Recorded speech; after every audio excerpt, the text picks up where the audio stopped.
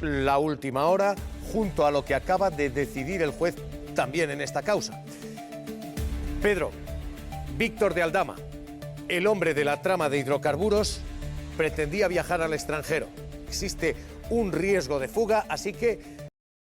Parte del mundo judicial se escandaliza ante la puesta en libertad de Víctor de Aldama, una salida de prisión conseguida 10 horas después de salpicar, de momento sin ninguna prueba, no solo a los imputados en la trama Koldo, sino a medio gobierno, incluido el presidente Sánchez, y todo con la luz verde de la Fiscalía. Hace solo una semana se vetaba ese movimiento por su alto riesgo de fuga. Señor de Aldama. Aldama es escarcelado tras disparar contra el gobierno sin pruebas. Que no se preocupe el señor Sánchez, que va a tener pruebas. Y dicen juristas consultados que con la alfombra roja de la Fiscalía para la voladura de su jefe máximo, Sánchez. ¿Qué pruebas tiene usted para manifestar esto? No me diga que va a aportar, apórtelo ya, cuéntenos. Eso pues unas calumnias muy graves. La puesta en libertad no la entendemos nadie. Una confesión de un investigador que incrimina a otras personas sin pruebas no tiene apenas efectos jurídicos y eso la Fiscalía lo sabe. Si se aportaran llamadas telefónicas, se aportaran mensajes, esto cobraría una relevancia enorme. Aldama declara en el juzgado número 2 de la Audiencia Nacional ante el juez Ismael Moreno. Caso mascarillas. 2 horas de bombas y presuntas comisiones. Su abogado pide su libertad por esa cooperación. Pero no está en prisión por las mascarillas, sino por un fraude fiscal de hidrocarburos de 180 millones de euros. Es otro juzgado, otro juez, Santiago Pedraz, y otro caso. Pero atentos. El mismo fiscal, Luis Pastor, y ese doble fiscal es quien da su ok a esa libertad. Si la Fiscalía no pide que se mantenga la prisión, el juez automáticamente tiene que acordar la libertad. Y se acuerda la libertad sin ninguna fianza ni medida importante.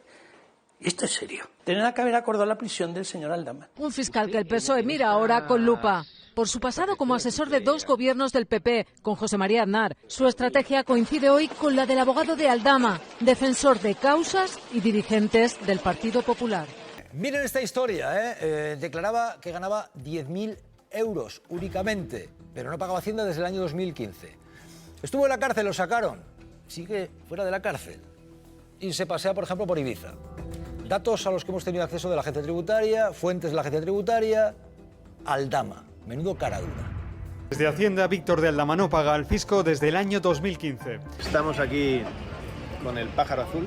El presunto comisionista y conseguidor, investigado en el caso Koldo y en la trama de los hidrocarburos por un fraude de más de 180 millones de euros, nadaba en billetes mientras utilizaba sociedades pantalla para evadir impuestos. Que yo sepa, el señor Víctor de Aldama no solo no se ha llevado el dinero de los españoles. Su amigo y guardaespaldas, Dani Esteve, con el que brindaba hace unos días, parece no saberlo todo, porque según Hacienda... De Aldama estructuró deliberadamente su actividad a través de sociedades para evitar tributar por IRPF, ocultando ingresos millonarios procedentes de contratos públicos. Seguramente. El fraude fiscal es solo uno de las ristras de delitos por los que se investiga a este hombre, que figuraba con un sueldo en una de sus sociedades aparentemente inactivas de Lux Fortune de 10.000 euros al año. ¿Te sale devolver? Con esa cantidad estaba exento de tributar. Un sueldo que, en la teoría, estaba por debajo del salario mínimo interprofesional, pero que a él, a Víctor de Aldama, le da para viajar en jet privado, disfrutar de comidas a 300 euros el cubierto, moverse en cochazo de 135.000 euros y hospedarse en un humilde chalecito en sus vacaciones en Ibiza por tan solo 4.000 euros al día. Pero no os dais cuenta que es una pantomima. Solo en 2020, una de sus empresas declaró ingresos de 5,6 millones de euros. Hacienda considera que Aldama disfrutó personalmente de estos beneficios que no declaró.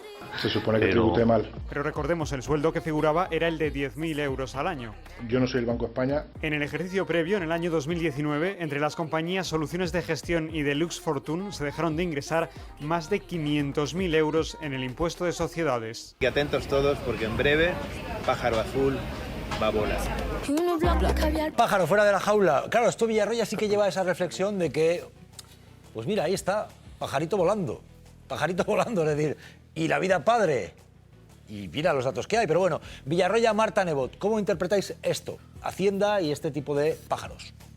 Marta.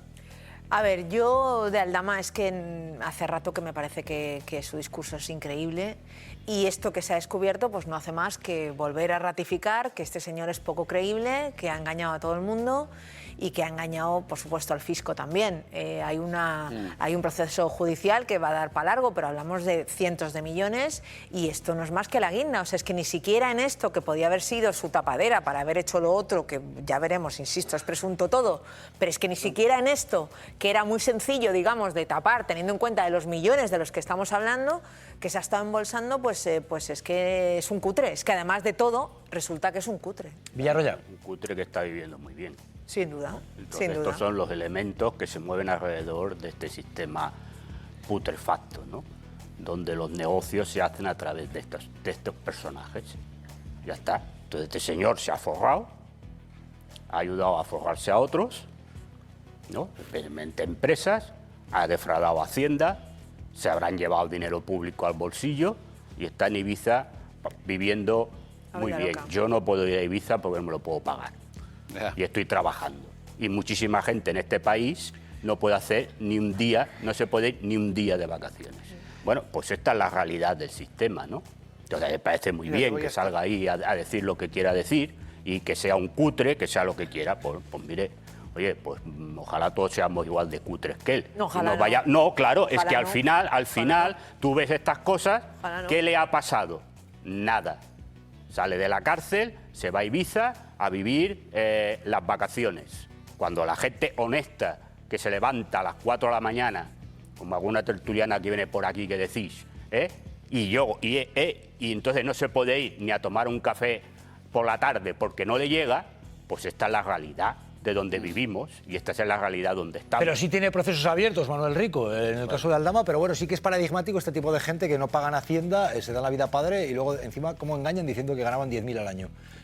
Rico. Es que, a ver, lo comentábamos antes, es que luego van dando lecciones de ética, ¿no? Empresarios, periodistas, alguno también, cantantes, artistas. Claro, es el desparpajo absoluto, porque yo insisto, para mí es un delito absolutamente grave, porque es robarnos a todos los españoles, a todos los que pagan, claro. Aldaya tiene algunas cuestiones abiertas, en esas es todavía presunto, pero es que estamos hablando de un fraude, de la trama del IVA que se está investigando, es un fraude de cientos de millones de euros, de fraude fiscal. Presunto, pero bueno, con unos indicios muy sólidos. Ojo con esto porque brevemente que nos piden paso con otra mira, cosa. Es que incluso voy a coincidir siguiente, hasta con Villarroya, que normalmente no coincidimos en nada. Porque sí que es verdad que ahora que estamos pagando la renta todos estos días, este mes de junio, cuando conoces que a nosotros se nos desvía algo o alguien comete un error, simplemente, ya no con intención, sí que es verdad que ahí rápidamente se actúa. Cuando ves socialmente a personas que luego sabemos, como hoy, que deben a Hacienda ingentes cantidades millonarias, que tienen un ritmo de vida como si no pasara nada, eso hace un daño social tremendo. Tremendo, porque de izquierdas y derechas, aquí no pongo etiquetas, es algo que deberíamos corregir, porque encima se les aplaude desde sus seguidores muchas veces, se les perdona, y socialmente eso, como sociólogo, no lo entiendo. Si yo fuera Alberto Núñez Feijóo tendría mucho cuidado con dónde tiro la piedra. En este caso concreto, en el caso de hidrocarburos, el principal imputado, el número 2 de la trama, era el hombre de confianza de Alfonso Rueda, en el gobierno del Partido Popular de Núñez Feijóo. Se le piden a Norberto Cil 53 años de cárcel por haber defraudado más incluso que Aldama. ¿Es para ti creíble lo que dice Feijóo de que en el PP no hay leires? Bueno, en el caso de hidrocarburos hay uno.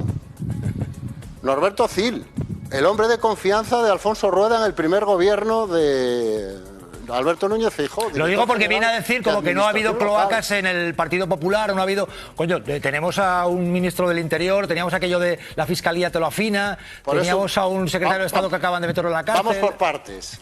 En el caso del gobierno anterior lo que tenemos son 2 procesos judiciales que afectan directamente a la cúpula del Ministerio del Interior. Lo que tenemos también es que un ministro del Interior que decía que te lo afinaba la Fiscalía y la Fiscalía lo afinaba.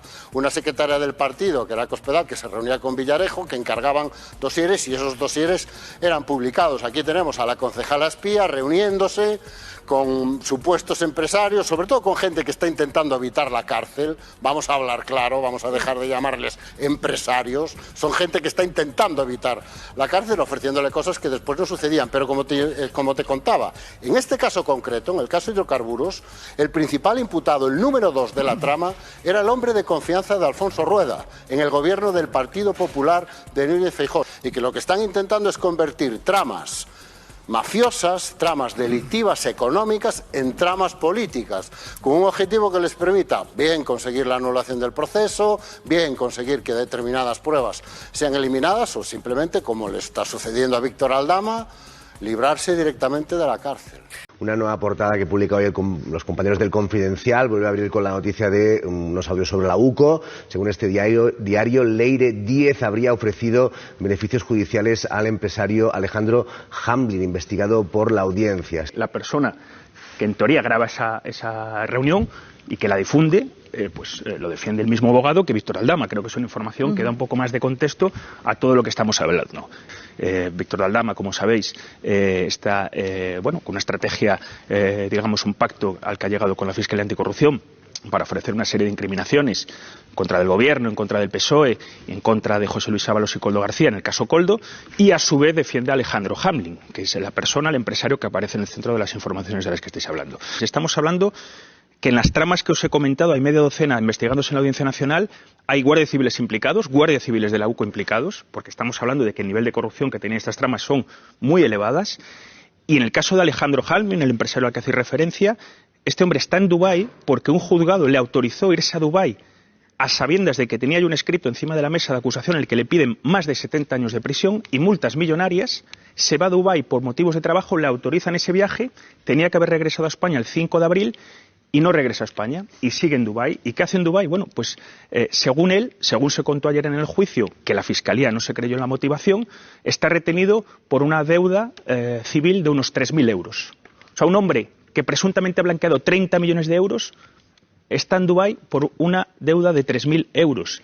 El tribunal ayer le dijo a su abogado, mismo abogado que Víctor Aldama, reitero, que el 30 de junio tenía que estar aquí en España, si no, se iba a decretar una orden de búsqueda y captura. La Fiscalía le dice a Aldama, oiga, usted cuénteme todo esto. Aldama no le entrega ni un solo documento probatorio. Le suelta además en un tiempo récord. Y Aldama, 2 semanas y pico después, casi 3, sigue sin aportar ningún delito probatorio. Lo que te preguntaba yo antes, Jordi. Pues si es que además para volver a meterlo en prisión es que no hay forma, porque mientras no le pilles con un billete de avión en la mano es que no le puedes enviar de nuevo a la cárcel. Entonces, en esta situación hay muchos que están precisamente poniendo un poquitito en cuestión cuál ha sido el comportamiento de la Fiscalía.